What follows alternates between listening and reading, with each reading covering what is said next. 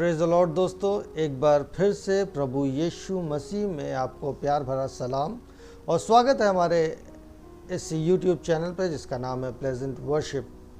तो आज फिर हम एक नए टॉपिक के साथ, एक नए विषय के साथ आपके सामने आए, आपके सन्मुख आए हैं। और आज का जो टॉपिक है, जो आज का जो विषय है, मैं बताना चाहता हूँ ये बड़ा गंभीर है और चिंतन के योग्य है। और आज हमें जो है बहुत सावधान रहने की ज़रूरत है। जैसा कि आपने थंबनेल में ज़रूर देखा होगा कि सावधान रहो, कोई तुम्हें भरमाने ना पाए।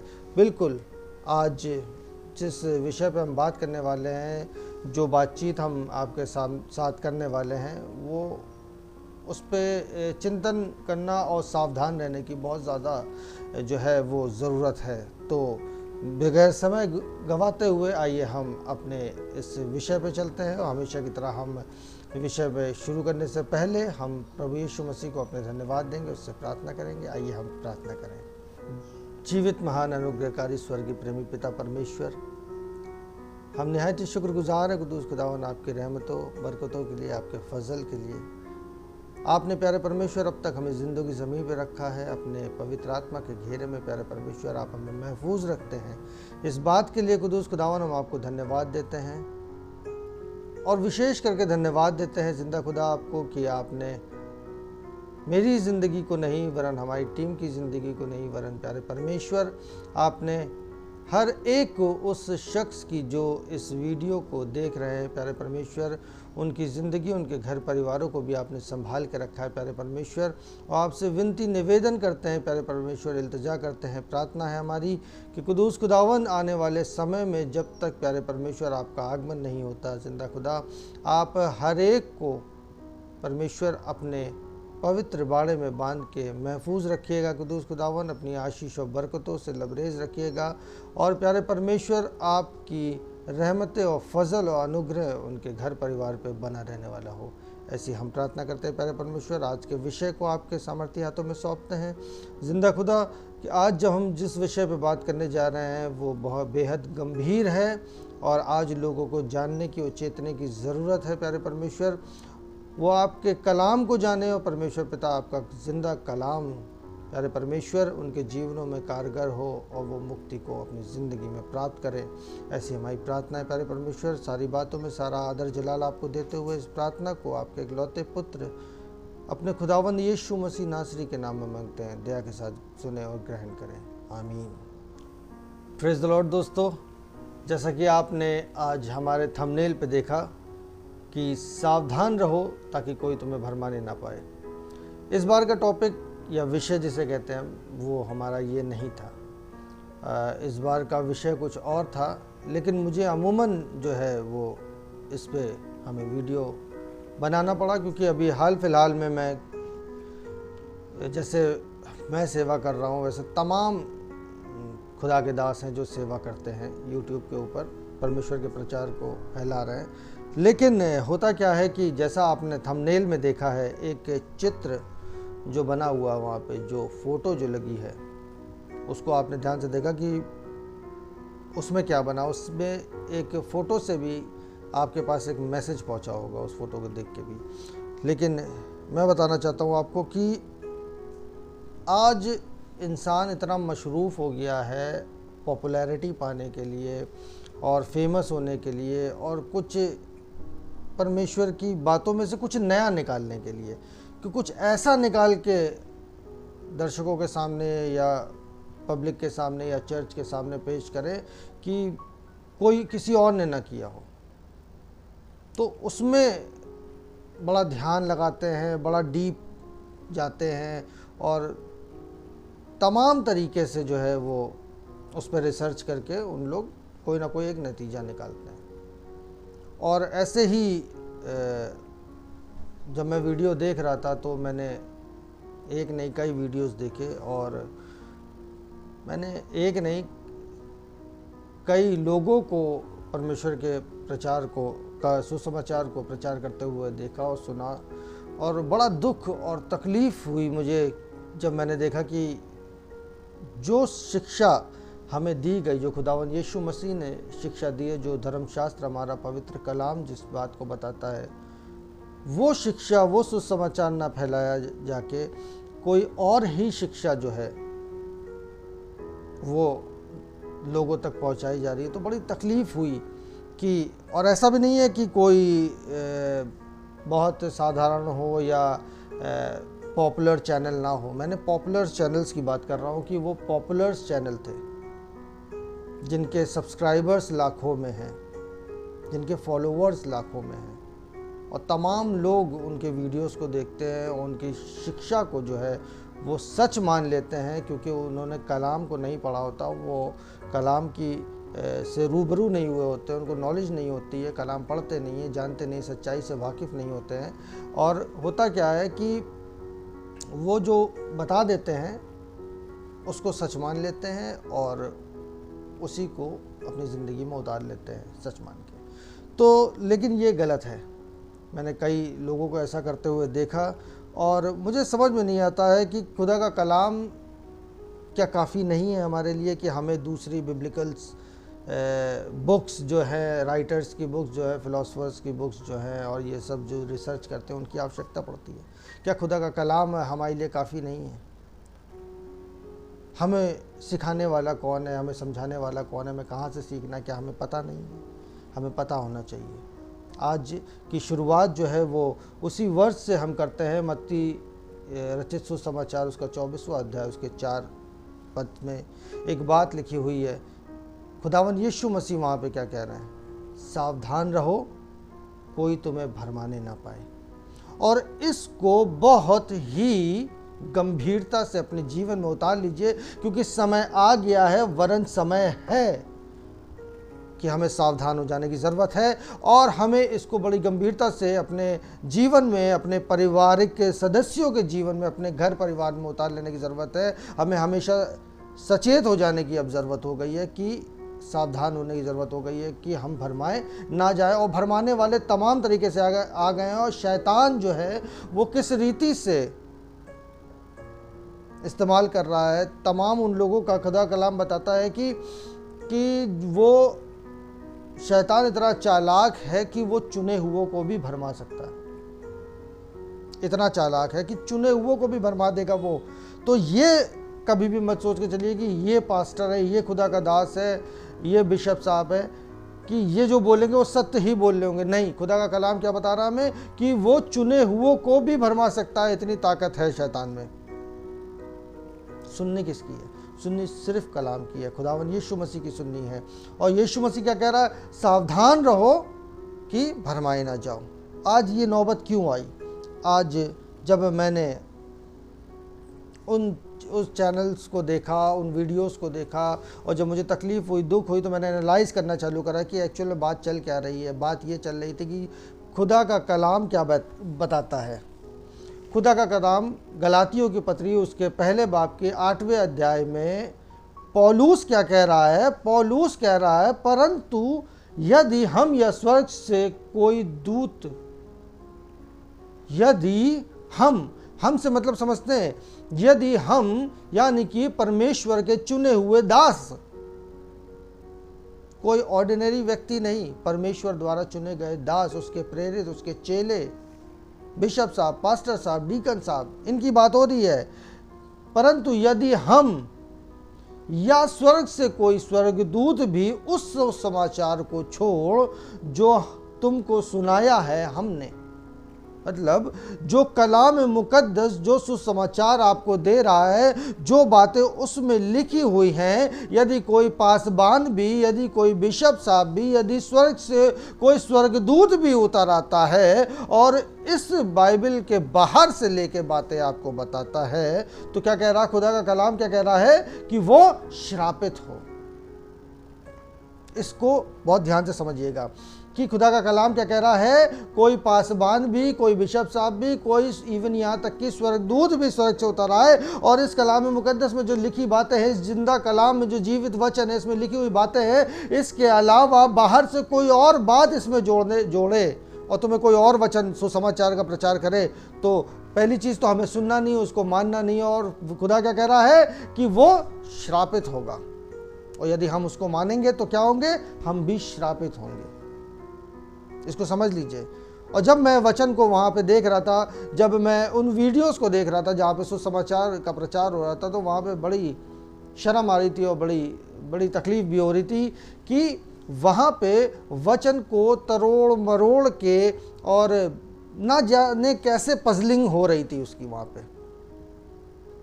खुदा का कलाम एक पजल की तरह है, ये बात तो हम लोग सब लोग जानते हैं कि पौलुस बताता है थोड़ा यहाँ थोड़ा वहाँ, उन दोनों को मिलाना है, पुराने नियम नए नियम, कई सारी बातें लिखी हुई, उनको मिला के तब खुदा का एक कलाम बनता है, उसको जोड़ जोड़ के सारी चीज़ें बनती हैं। लेकिन जिस तरीके से हर पीला सोना नहीं होता, वैसे ही किसी भी वचन को किसी के साथ जोड़ के नहीं जोड़ा जा सकता है, गलत है।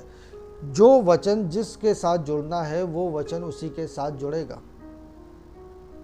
आप अपने मन से वचनों को तोड़ मरोड़ के मनुष्य को बेवकूफ़ बना सकते हैं कुछ नया दिखाने के लिए, लेकिन परमेश्वर को बेवकूफ़ नहीं बना सकते हैं। ऐसा करने से ना ही आपका फ़ायदा होगा, ना ही चर्च का फ़ायदा होगा, ना ही जनता जनार्दन का फ़ायदा होगा, किसी का नहीं होगा, वरन हमें उल्टा नुकसान होगा कि हम तो हलाकत की ज़िंदगी की तरफ जा रहे हैं और साथ में कलीसिया को भी लेके जा रहे हैं। हमें सचेत हो जाना है कौन किस तरीके की प्रीचिंग कर रहा है, क्या संदेश पहुंचा रहा है। और जब मैं देख रहा था तो वहाँ पे कुछ इस तरीके से बातें चल रही थी कि खुदावन यीशु मसीह ने जो नूह के टाइम पे प्रलय भेजा था, उसकी कोई एक और ही वजह बताई जा रही थी। दुनिया में पाप बढ़ गया था, ये वजह नहीं बताई जा रही थी। और दुनिया में जो है मनुष्य को बनाने के बाद खुदा पछताया था, कोई ऐसा कोई जिक्र नहीं था। वरन जिक्र क्या हो रहा था कि वो बात मैं नहीं बताना चाहूँगा, वरना बात ख़राब हो जाएगी, गलत हो जाएगी, किसी को ब्लेम करना सीधा सीधा हो जाएगा, तो मैं वो नहीं करना चाहता हूँ। लेकिन वहाँ पे गलत प्रीचिंग, गलत बातें बताई जाई थी जो कलाम मुकद्दस में कहीं से है नहीं। और फिर ये बताया जा रहा था कि जो रब्बी होते हैं वो क्या लिखते हैं, वो क्या बोलते हैं, उनका मानना क्या है, उसको बाइबल के साथ रिलेट किया जा रहा था, उसको उसके साथ जोड़ के फिर एक पूरा एक वाक्य बनाया जा रहा था, एक पूरी कहानी बनाई जा रही थी और समझाई जा रही थी। और बहुत ही प्रसिद्ध लोग ये काम कर रहे थे, जिनके कई फॉलोअर्स हैं लाखों में। और बड़ी तकलीफ़ हुई ये चीज़ देख के, और मुझे लगा नहीं, कोई गलत करेगा, लेकिन मुझे तो सच का साथ देना है। खुदावंद यीशु मसीह ने मुझे वहाँ पे उस समय वचन दिया और मुझे खड़ा किया कि नहीं, आज ये वचन आपके साथ हमें शेयर करना है। चलिए आगे चलते हैं और देखते हैं कि खुदा का वचन और हमें क्या बताता है। अब हम देखते हैं प्रकाशित वाक्य उसका 22वां अध्याय उसके 18वें और 19 पद में क्या लिखा है। बड़ी गंभीरता से आज के वीडियो को आप लोग देखिएगा, अपने जीवन में इन बातों को बड़े गौर तरीके से अपनी ज़िंदगी में उतारिएगा, बड़ी गंभीरता के साथ। प्रकाशित वाक्य उसका 22वां अध्याय उसके 18वें और 19 वचन में खुदा का कलाम कहता है, मैं हर एक को जो इस पुस्तक की भविष्यवाणी की बातें को सुनता है गवाही देता हूँ कि यदि कोई मनुष्य इन बातों में कुछ बढ़ाए तो परमेश्वर इन विपत्तियों को जो इस पुस्तक में लिखी हैं उस पर बढ़ाए, और यदि कोई इस भविष्यवाणी की पुस्तक की बातों में से कुछ निकाल डाले तो परमेश्वर उस जीवन के पेड़ और पवित्र नगर में से जिसकी चर्चा इस पुस्तक में है उसका भाग्य निकाल देगा। Praise the Lord. आपने देखा परमेश्वर का वचन सीधे तौर पे क्या कह रहा है। अभी हम बात कर रहे थे कि बाहर से जो बुक्स होती हैं, जो बिब्लिकल बुक्स जो लिखते हैं, अपनी थीसिस लिखते हैं, अपना रिसर्च वर्क जो होता है वो लिखते हैं, जो राइटर्स होते हैं वो लिखते हैं, उन्होंने क्या एनालाइज किया पढ़ के। लेकिन वो जो लिखते हैं वो कहाँ से लिखते हैं, वो अपनी सोच से, वो अपनी बुद्धि लगाते हैं और परमेश्वर के वचन को उस हिसाब से समझना चाहते हैं। जैसे और लोग पीएचडी करते हैं, वैसे उन लोग भी थियोलॉजी में पीएचडी करने के चक्कर में तमाम तरीके की रिसर्च करते हैं और अंत में एक अपने ही बनाए हुए एक निष्कर्ष पे पहुंचते हैं, एक रिज़ल्ट पे पहुंचते हैं और कहते हैं नहीं, ये जो मैंने रिसर्च करी है ये सही है। वो उनके हिसाब से सही होती है, लेकिन क्या वो खुदा के हिसाब से सही होती है? ये कभी कोई पूछने आता है? नहीं पूछता है। क्यों? क्योंकि उनको ज़रूरत नहीं। उनको ये लगता है कि जो उन्होंने रिसर्च करी है वो बिल्कुल सही है, बजाय इसके कि वो खुदा के पास जाए और ये पूछे कि नहीं, जो मैंने रिसर्च करी है, परमेश्वर पिता जिस नतीजे में मैं पहुंचा हूं, क्या वो नतीजा बिल्कुल सत्य है? आपके कलाम से मैच करता है कि नहीं करता? इस जीवित वचन से मैच कर रहा है कि नहीं कर रहा है? एक्चुअल में इसकी मीनिंग यही है कि नहीं है? इसको पूछने कोई नहीं जाता है और अपना ही एक निष्कर्ष निकाल लेते हैं, समाधान निकाल लेते हैं, एक रिजल्ट निकाल लेते हैं और कहते हैं कि यही सही है। और खुदा का कलाम इसके बारे में क्या कह रहा है? वो कह रहा है कि यदि इस कलाम मुकद्दस में से कोई भी बात अगर आपने घटाई तो जीवन की पुस्तक में से, उस पेड़ में से, उस जहान में से, स्वर्गीय लोक में से आपका नाम काट डाला जाएगा। और यदि आपने बढ़ा दी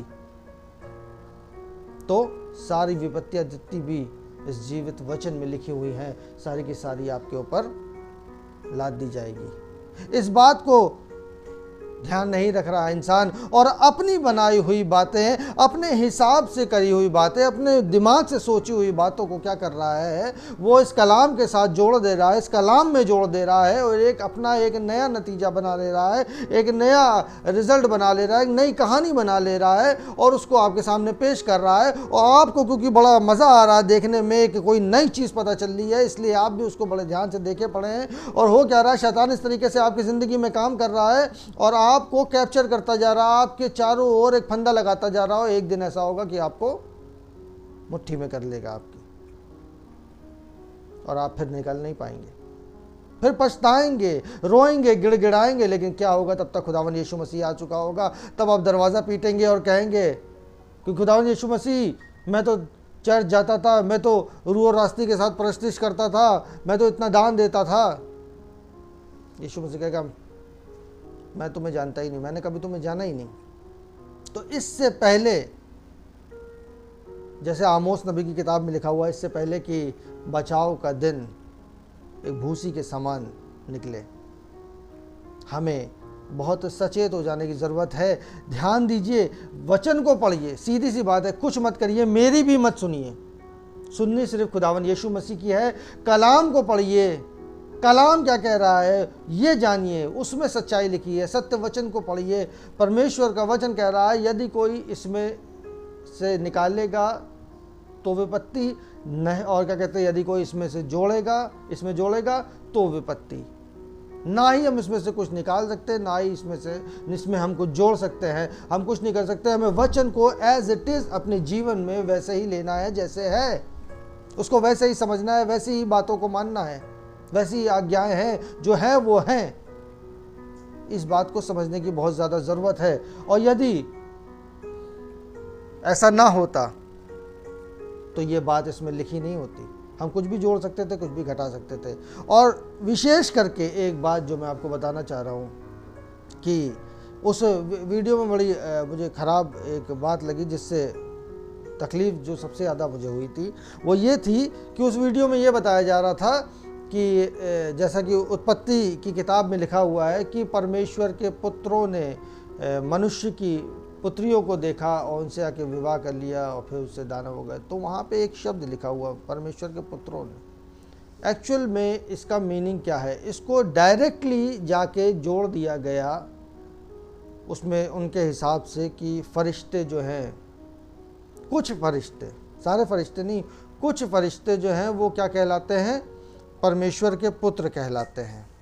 और बड़ी ख़राब लगा मुझे ये सुनकर कि फरिश्ते और खुदावन के पुत्र।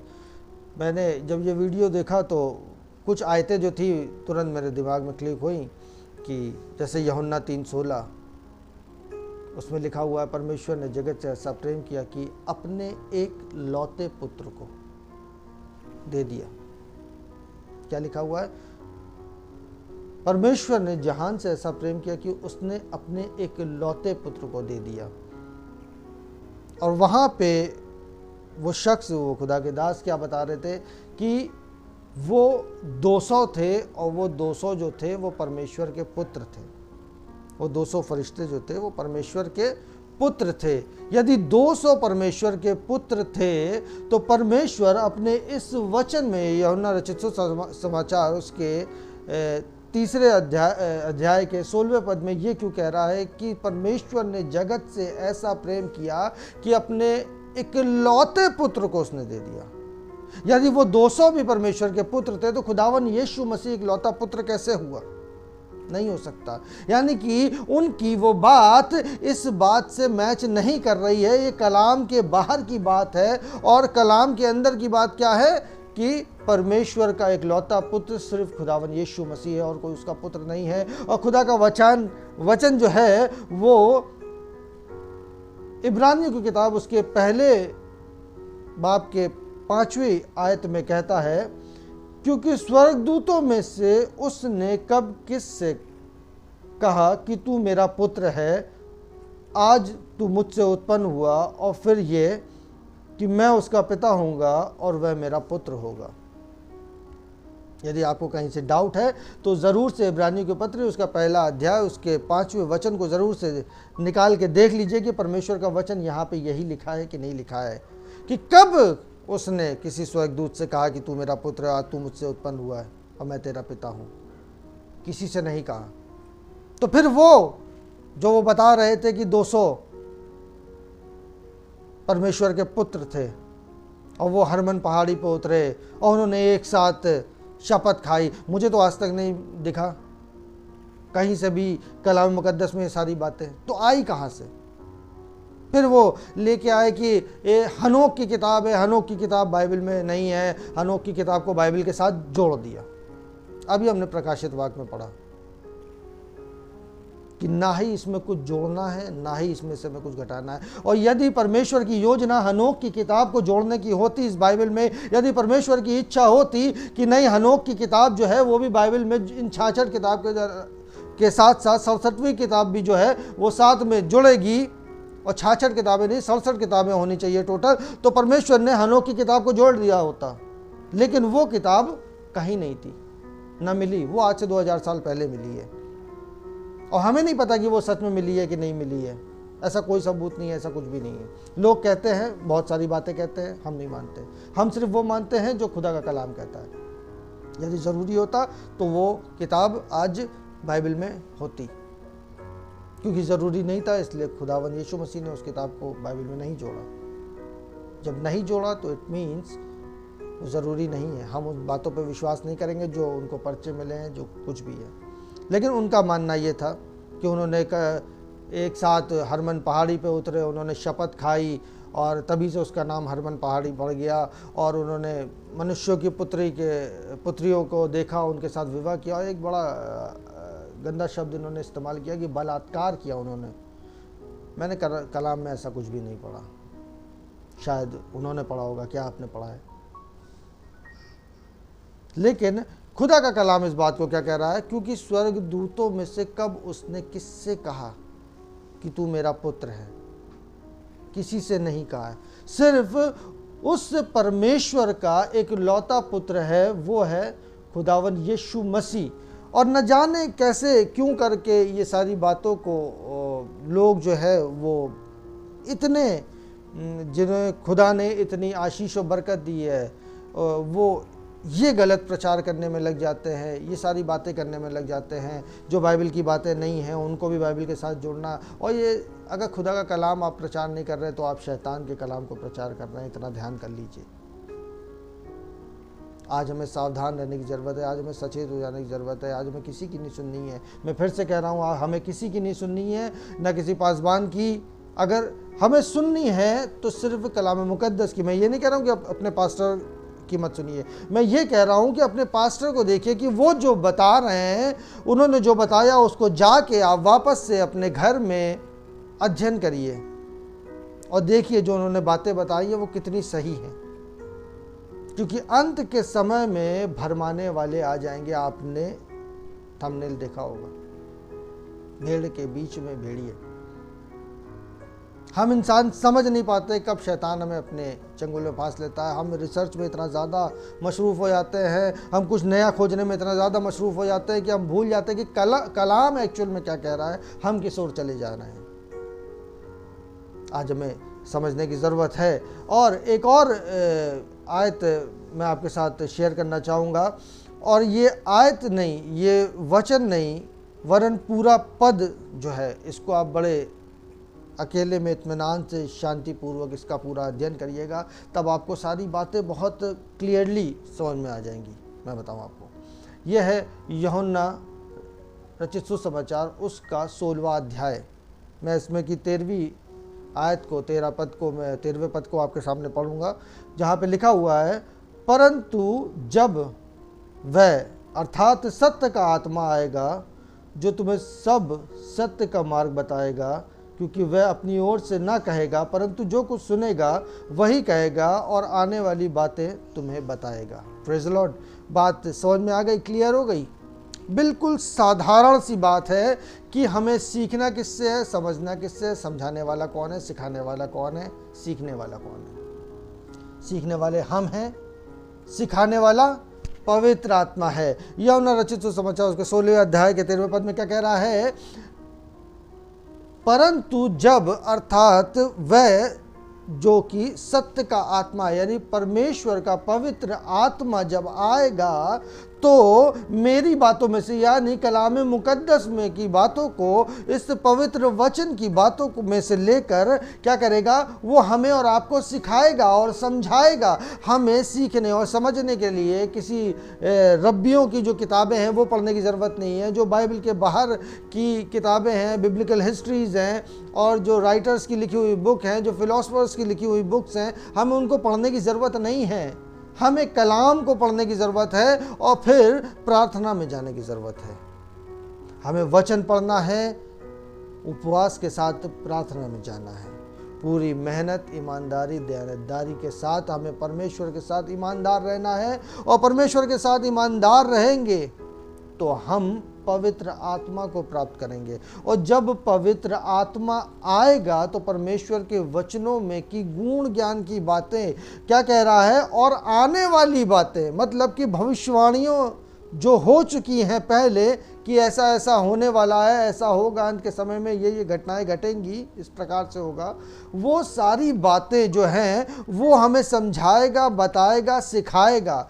और जब वो हमें सिखाने वाला है तो हमें और किसी के पीछे भागने की या जाने की ज़रूरत नहीं है, क्योंकि मनुष्य के ऊपर विश्वास करना गलत है।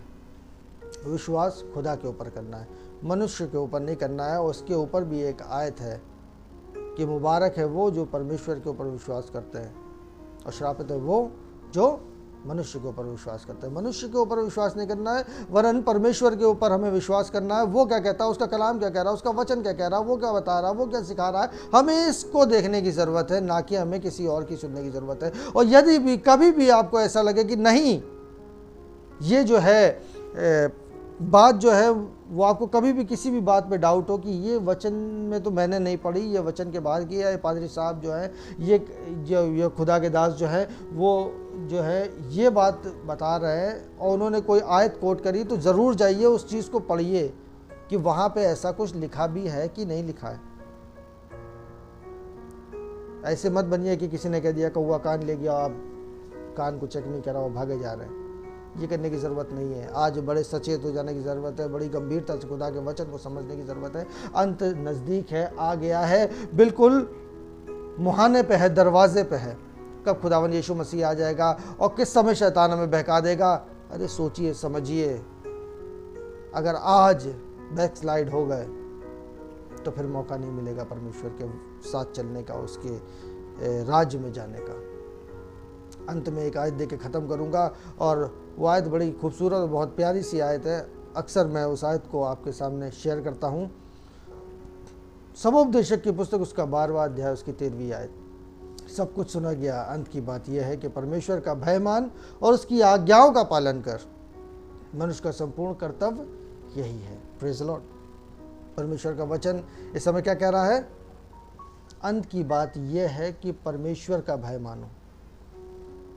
परमेश्वर का भय कैसे आएगा? जब हम सच्चाई से रूबरू होंगे, जब हम सच्चाई को जानेंगे, तब परमेश्वर का भय आएगा, और तभी हम उसकी आज्ञाओं को जान पाएंगे। जब हम उसकी आज्ञाओं को जान पाएंगे तभी हम उसकी आज्ञाओं का पालन कर पाएंगे, और जब हम पालन कर पाएंगे तब हम वो मनुष्य कहलाएंगे जिससे खुदावंद यीशु मसीह खुश होता है। तो तब हम जाके उसके कर्तव्यों का जो है, मनुष्य का संपूर्ण कर्तव्य ये है कि परमेश्वर का भय माने और उसकी आज्ञा का पालन करें। Praise the Lord. आज ज़रूरत थी कि आपको अवेयर कर दूँ इस बात में, इस विषय के साथ, इन सब बातों से कि फॉल्स प्रीचर आ गए हैं। शैतान कब किसकी बुद्धि को फेर दे समझ नहीं सकते हैं। मैं किसी को गलत नहीं कह रहा हूँ, लेकिन मैं इतना कह रहा हूँ कि सचेत रहिए, परमेश्वर के साथ बने रहिए और परमेश्वर के वचन से बाहर की बातों को ज़्यादा तवज्जो ना दें, वरन परमेश्वर के वचन में जो लिखा है उस पर गौर फरमाएं और उसी वचन में से निकाल के आप शेयर करें। बाहर की बातों को शेयर ना करें। यदि कोई बाहर से शेयर करता है, कतई मत सुनिए, सिर्फ वचन क्या कहता है इस पे ध्यान दीजिए। और आशा उम्मीद है कि आपने आज के वचन से बहुत कुछ सीखा होगा और समझा होगा। एक अवेयरनेस आपके जीवन में आई होगी, एक गंभीरता आपके जीवन में आई होगी और आज से आप सावधान ज़रूर रहेंगे अपनी ज़िंदगी में, अपने परिवार को भी समझाएंगे और परमेश्वर में आगे बढ़ते जाएंगे। और हमारी तहे दिल से खुदावंद यीशु मसीह से यही दुआ है कि परमेश्वर आप सभी को आशीष और बरकतों से आपके घर परिवारों को भर के रखे और अपने अनुग्रह में आप सभी को लेके चलता रहे। प्रभु यीशु मसीह आप सभी को आशीष और बरकत दे। Praise the Lord.